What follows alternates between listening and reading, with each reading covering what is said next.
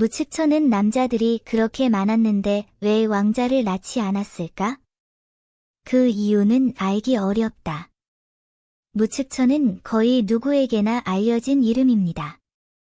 중국 역사상 유일한 여황제였던 그녀의 존재는 참으로 놀라운 역사적 현상입니다.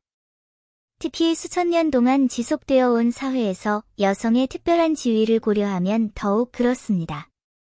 더욱 놀라운 것은 무측천이 즉위 후 봉건 사회의 예의와 격식을 무시하고 공개적으로 수많은 남자 후궁을 두었다는 사실입니다. 이처럼 많은 남자 후궁들이 있었음에도 불구하고 왜 그녀는 단 한 명의 왕자도 낳지 못했을까요? 그 답은 문화적 금기에 뿌리를 두고 있어 논의하기가 어려울 수 있습니다. 봉건 사회에서 여성의 지위는 미미했습니다. 칩천무후가 대중의 눈앞에서 자신의 지혜와 능력에 의지하여 왕위에 오르고 모든 남성을 자신의 통치에 복종하게 한 것은 그 자체로 놀라운 업적이었습니다. 그러나 역사를 더욱 놀라게 한 것은 그녀가 마침내 왕위에 오른 후에도 역사 속 많은 남성 황제들이 그랬듯이 남성 후궁들을 아낌없이 지원했다는 사실입니다. 이는 당시의 전통적인 사회관념인 남성 5월, 여성 열등에 대한 명백한 도전이었습니다.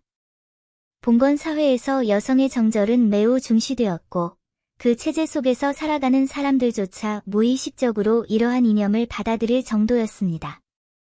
어떤 면에서는 무측천의 가치관은 시대를 초월하여 현대 여성들의 가치관과 맞먹는 수준이었습니다. 이처럼 그녀의 전설적인 삶은 계속해서 회고되고 되살아나며 역사적 논의의 뜨거운 주제가 되고 있습니다.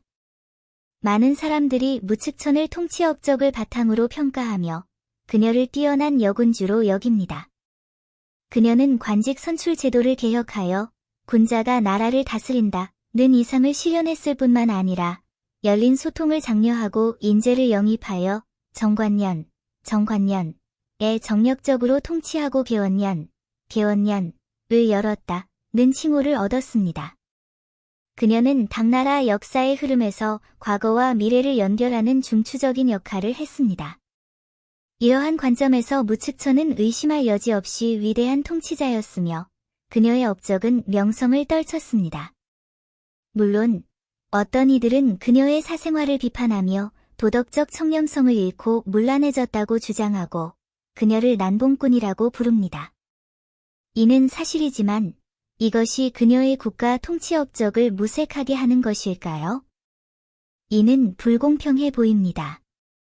현대인들은 고대 남성 황제들이 수많은 후궁을 거느릴 수 있었는데 왜 무측천은 자신만의 남성 총애를 가질 수 없었는지 의문을 품기도 합니다.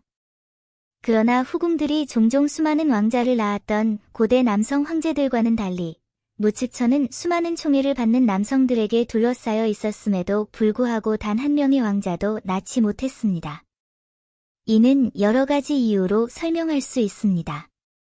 첫째, 무측천이 총애하는 남성들은 신분이 낮아 자신과 이지가 나은 왕자들과 효과적으로 경쟁할 가능성이 낮았습니다. 무측천은 이러한 총애를 받는 남성들에게서 태어난 자식들은 권력을 놓고 경쟁할 수 없고 오히려 정치적 갈등의 희생양이 될 수 있음을 알고 있었습니다. 비극적인 결과를 고려할 때 그녀는 자식을 낳지 않는 것이 낫다고 생각했습니다. 둘째, 그녀는 황제라는 지위에도 불구하고 자신이 낳은 아이는 모두 사생아로 간주되어 당시 사회에서 의심받을 수밖에 없다는 것을 알고 있었습니다.